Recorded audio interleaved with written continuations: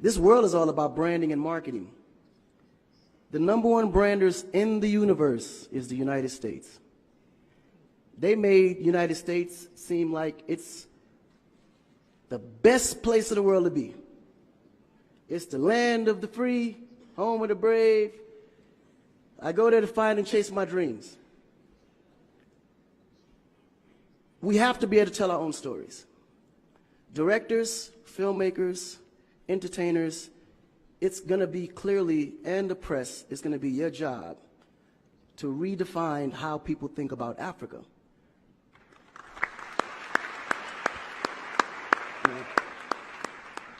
Because you're here, you see what's going on. You clearly can see in a vivid picture the good, the bad, and the ugly.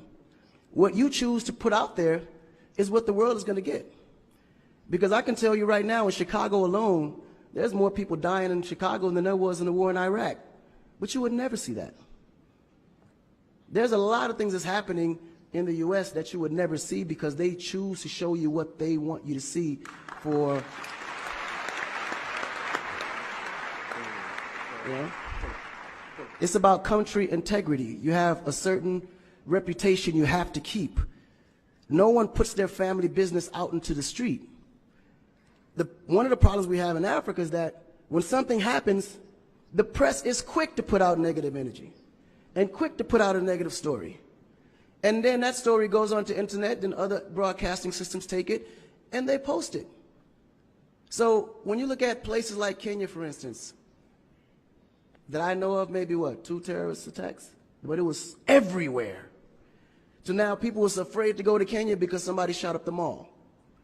But then when you look online, there was over 25,000 attacks in the U.S., but you only knew about maybe 5 or 6.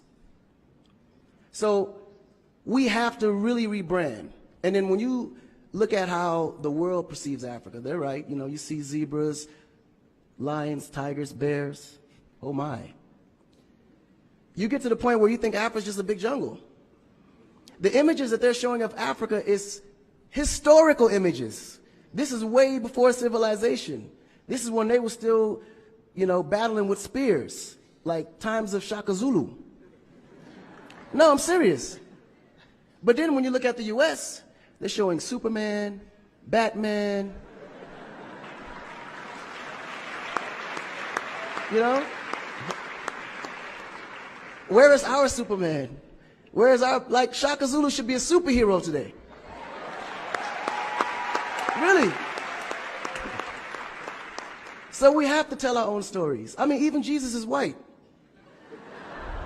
And you believe it. But it's okay, because how you were framed, if you taught something from the day you were born, and your mother taught you that, your father taught you that, it's real.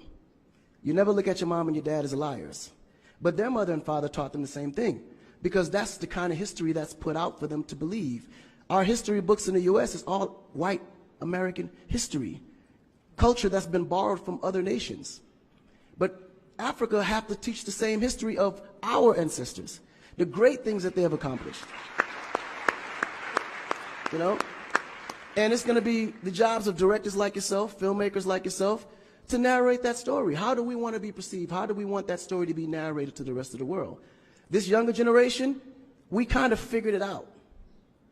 Because now, when you look at hip-hop in America, every rapper is rich. Gold chains, Bentleys, nice girls by the pool with bathing suits in this big mansion. And then, when the video's over, they get on their phone and call an Uber. They don't even come in the Bentley that you just saw in the TV. But you go to Nigeria, we got Wizkid, Davido, P-Square, all these guys driving a Bentley, Mercedes. They actually own those cars. That's the difference. But if we don't translate that, they will never know. They think we're going to leave the shoot and go home on a horse or a zebra. Because that's what they know. This is why African Americans are so afraid of Africa. You mention Africa, they start shaking. There's so much fear. They don't know how to translate that. It was just recent that people are now saying, yeah, man, you know what? I rock with Africans, man. You know what I'm saying? I want to do some collaborations, man. Yo, man, I need an Afrobeat remix, you know what I'm saying? But before, they'd be like, man, I don't know that dude. I'm not putting him on my record. So the younger generation is slowly understanding how you have to rebrand the culture, because the culture has adapted. They've actually took everything that we've created and made it look better. They made a superstar look like a superstar. When I look on TV and I see our biggest entertainers, they don't look like stars. That's why you can't really respect the entertainer. If a politician saw a singer, he'd just be like, oh, he's just a local singer. But if he go to that local singer's performance, he may sell out the stadium because he has a huge influence, but the image is not there. So we have to take the image as a huge accountability for ourselves and realize that Africa really does have a reputation. But if we allow our stories to be told, our stories will be told according to their agenda on what they need to be able to benefit from Africa. So we have to tell our story so we can be able to understand how we can utilize that story to benefit for our agenda. You know? So in closing, this job is for the entertainers, the filmmakers, the reporters, and anyone that creates content. We have to rebrand. And we have to rebrand it in the way that we see it and tell the story to where they can understand it, feel comfortable, and want to come here and invest. Right?